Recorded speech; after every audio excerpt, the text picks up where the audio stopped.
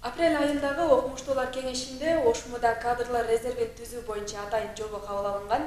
Мына ушул жобо кандай өңүттө иш жүргүзөт жана анын критерийлери жөнүндө өңүттө баарлашуу программасында университеттин окуу иштери боюнча проректору Замирбек Бөжөновду чакырганбыз.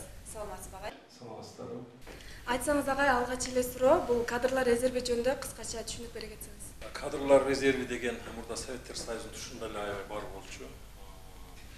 Резерв кадр деген биз Ош мамлекеттик университетинде бул жумушка кабыл алууда окутуучуларды алдын ала даярдалган, мындайча айтканда запаска даярдап алуу дегенди түшүндүрөт да. Мындайча айтканда биз окутуучулук кызматка алдын ала окутуучулукка талапка жооп берген жарандарды топтойбуз, тобун түзөбүз алдын ала. Ошону кадрлар резерви деп койсок болот. Ал эми бул кадрлар резервин түзүүдө ошо кандай максатта түзүлүп жатат, анан канчалык деңгээлде зарылчылыгы бар? Зарылчылыгы аябай көп.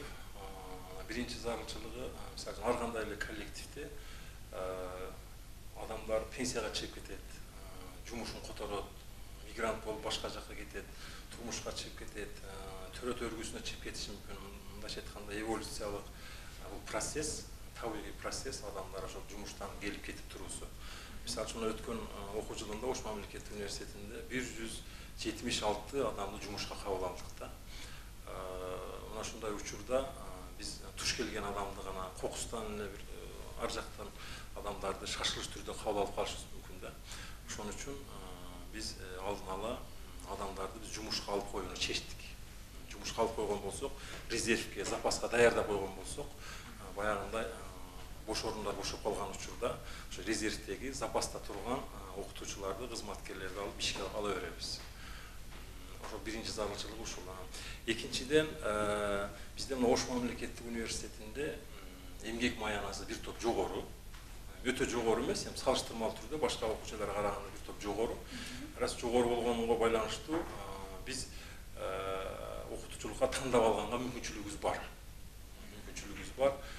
Шаардагы башка жуздордон, мектептерден эң мыкты окутуучуларды биз өзүбүзгө чакырып, анан ошолордон биз запас түзүп, анан ошол мисалы үчүн бош орун болгондо ошо мыкты окутуучуларды биз ишке койсок болот. Себеби тандоо мүмкүнчүлүгүбүз бар Ош мамлекеттик университетте. Себеби айлык жогору болуп атпайбы? Ошон үчүн бизге жумушка келүүнү каалагандар да көп. Ошон үчүн эң мыктыларды түзөлү деген ойдо да ушул жобону иштеп чыктык. Андан кийин мына конкуренция. Мисалы үчүн бизде азыр Ош мамлекеттик университетинде буга чейин иштеп келгендер бар. Кээ бирлер ойлонушу мүмкүн, биз ушул Ош мамлекеттик университетине кирип алдым, болду эми. Мен каалагандай жүрө беришим мүмкүн деп өзүнүн кесиптик жагынан өзүн өркүндөтпөй, мен эми мына бульдозер менен сүрсөң да кетпейм, мен каалагандай жүрө берем деген түшүнүктөгүлөр да болуп калышы мүмкүн. Ошон үчүн биз аларга атаандашуу жаратышыбыз керек. Мындайча айтканда резервге эң мыкты окутуучуларды топтоп койгон болсок, алар ойлонот. Ошо ар бир кафедрада резерв кадр болгон болсо ойлонот. Мен мына башкадагы адамдар жулкунуп турат, мен иштейм деп. Мен кой, одан көрө мен өзүмө өркүндөтүшүм керек экен, студенттерге сылык мамиле кылышым керек экен, өзүм үстүмөн иштешим керек экен, жаңы методикаларды үйрөнүшүм керек деген конкуренциялык абал, атаандашуучулук пайда болот да. Ошол максатта.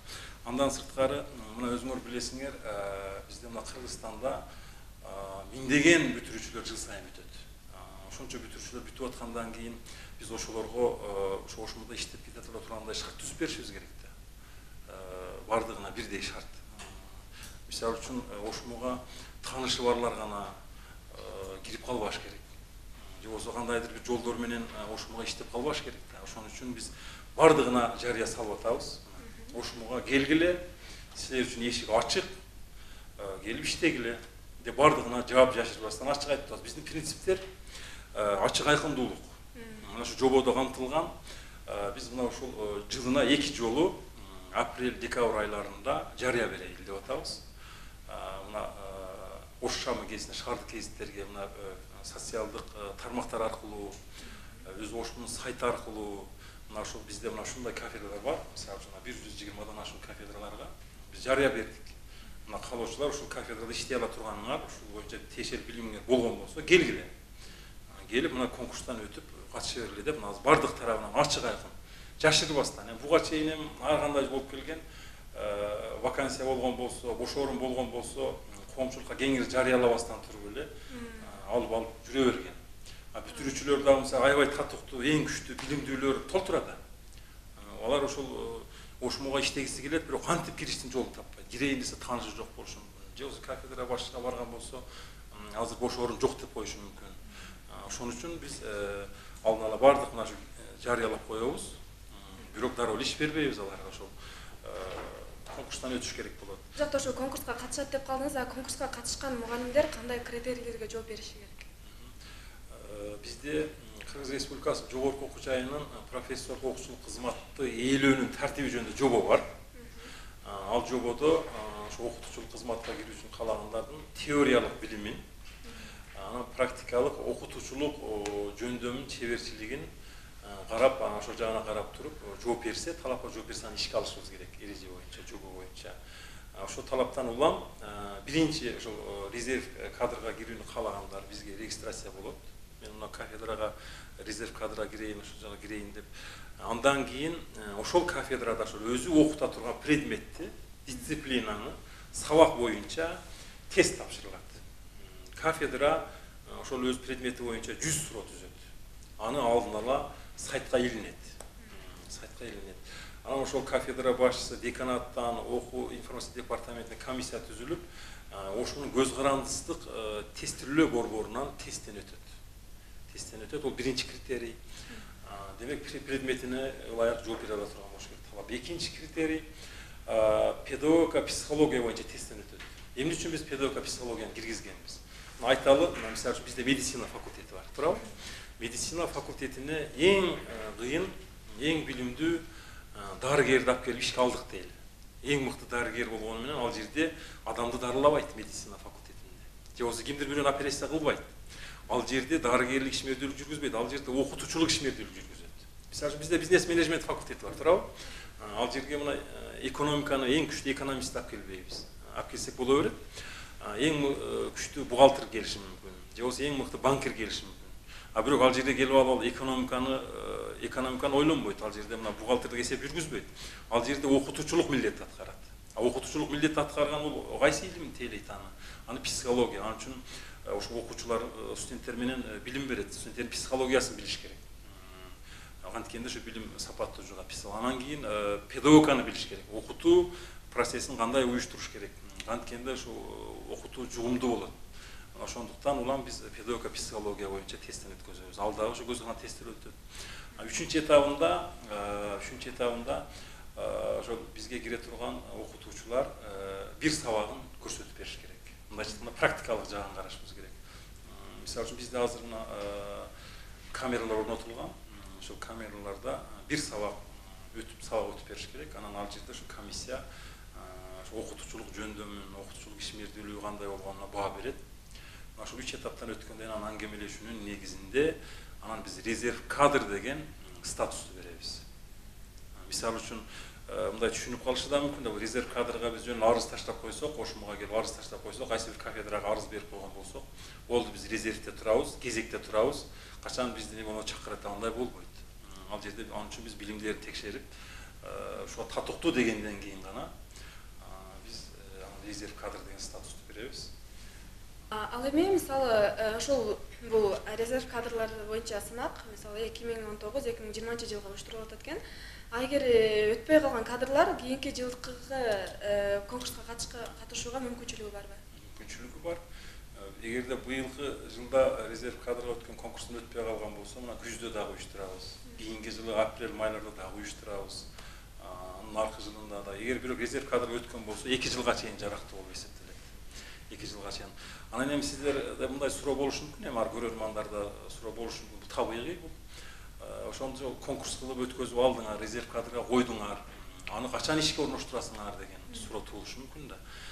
Аны биз баа жогоруда айтып өткөндөй, баягы бир ой жумуштан кетет. Бизде мисалы үчүн жылына 100гө жакын адам жумуштан кетип турат экен. Өзүңүздөр билесиздер, 2000ге чукул бизде кызматкерибиз бар. Анын 1700дөй окутуучулук кызматты аткарат. Ошо жылына 100гө жакын ошо кызматкерлер бизден кетип турат жумуштан. Жогоруда айткандай, башка ишке которулуп кетет. Эгер кыздарыбыз турмушка чыгып кетип, башка жака кетиши мүмкүн, пенсияга чыгып кетет, ошондо жүздөй.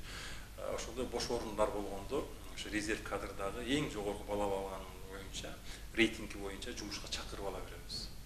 Анан экинчи жолу биз резерв кадрга кирген окутуучуларды биз студенттердин тандоосуна коюу жолу менен ишке алабыз. Бул буга чейин Ош мамлекеттик университетинде практикаланган эмес. Мисалы үчүн айтайлы, мына бир предметте, мына математика предметтерин айталы, математика дисциплинасы же болсо манастануу, же кыргыз тили, же орус тили дисциплина боюнча болгон болсо, буга чейин бир гана окутуучу ошол окутуучуну каалабай окутат, ошол группага. Милдеттүү түрдө ошо кафедра сунуштайт. Студент окутуучуну тандабастан туруп берилген мына окутат деди, ошол окутуучуну окуп келет. Эми мындай болбош керек.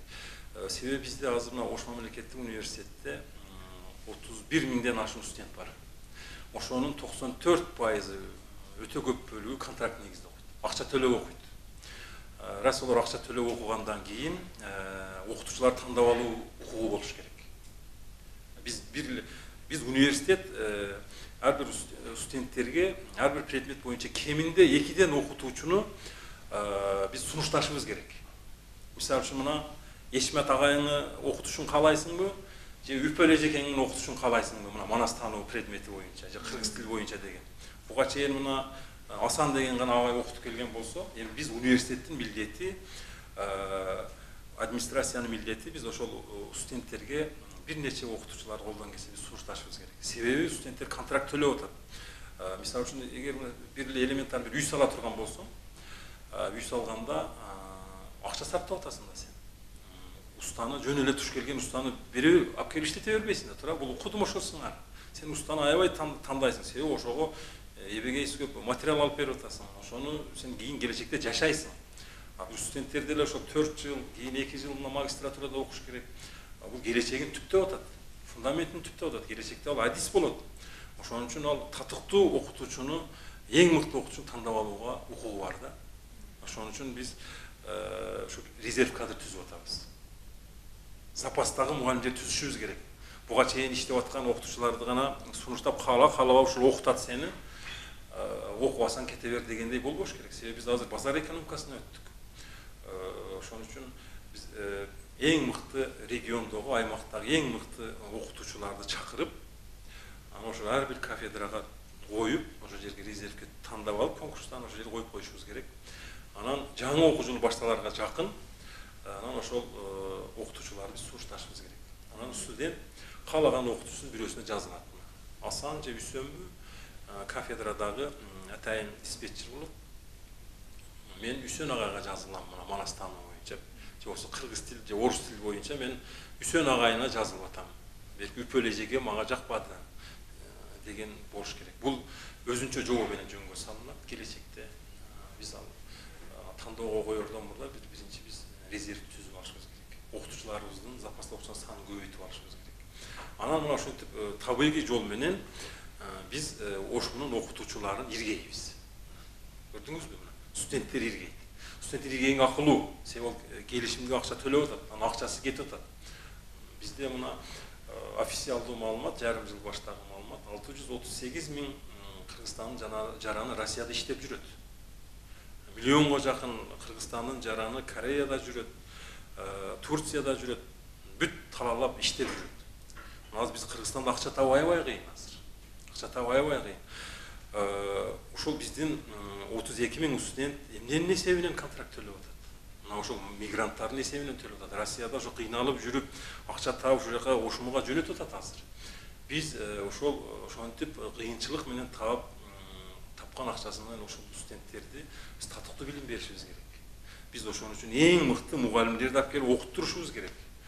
Биз ошолордун ошо Россияда жүргөн, Казакстанда жүргөн, Кореяда ошо эмгек пешине тери менен ушул жака акча салып аткандан кийин биз ошого татыктуу билим беришибиз керек. Ошон үчүн биз тандоо мүмкүнчүлүгүн жаратышыбыз керек.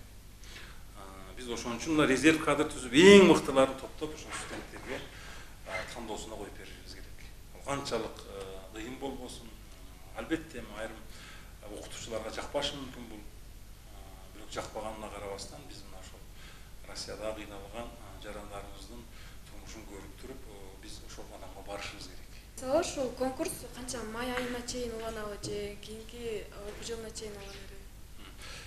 Конкурс азыр биз мына Ош шамы кезинде 20 апрелден баштап 20 апрелде санда жарыяладык. 26 майга чейин 1 ай каттоо жүрөт. Ошого чейин мен азыр мүмкүнчүлүктөн пайдаланып бүт ошол Ош шаарынын Жалал Абадта, Баткен облусунда болобу, бүт эле телеканал ким көргөн болсо, баарын чакырып кетет элем Ош мамлекеттик университетине. Ош мамлекеттик университетинде бир топ айлык жогору. Ошол мына кафедралар, кайсы кафедралар бар экен, ошо Ош шамы гезитине, Ошмунун сайтына жарыяладык. Ошол жерден көрүп, келип катышып көрүңүздөр. Эгерде конкурстан өткөн болсоңуздар, резерв кадрга кирип, Ош мамлекеттик университетинде иштеп алганга мүмкүнчүлүк жаралып атат. Бардыгына тең, калыс түрдө шарт жараттабыз. Эч кандай жаапчылык болбойт. Мындан кийинки жумушка кабыл алуу резерв кадр аркылуу гана алынат. Түз эле келип, кайсы бир кафедра башчысынын таанышы же бир декан же болбосо башка бир кызматкердин тааныштары гана кире бербейт мындай ишке. Конкурс аркылуу гана кирет. Студиябызга келип, берилген суроолорубузга жооп бергениңизге чоң рахмат. Эске салсак, бүгүн биз Ошмуда кадрлар резервин түзүү боюнча кеп кылдык.